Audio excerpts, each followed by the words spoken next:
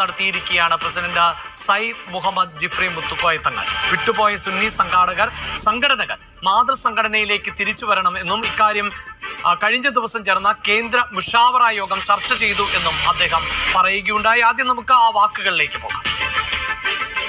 സമസ്ത കേരള ജമിയത്തുൽ ഉലമയിൽ നിന്ന് താൽക്കാലികമായി വിട്ടുനിൽക്കുകയോ അല്ലെങ്കിൽ വിട്ടുനിർത്തപ്പെടുകയോ ചെയ്തതായ വ്യക്തികളോ അല്ലെങ്കിൽ സംവിധാനങ്ങളൊക്കെ ഉണ്ടെങ്കിൽ അവരൊക്കെ ആവശ്യമായ നിലക്ക് സംഘടനയുമായും കൊണ്ട് ബന്ധപ്പെട്ട് ആ പ്രശ്നങ്ങൾ തീർക്കാൻ വേണ്ടിയിട്ട് മുന്നോട്ട് വരണം എന്നുള്ളതാണ് പറയാനുള്ളത്. അപ്പോൾ അങ്ങനെ ചില സംവിധാനങ്ങളൊക്കെ സമസ്ത കേരള ജമിയത്തുൽ ഉലമ വിട്ടുനിർത്തിയിട്ടുണ്ട്.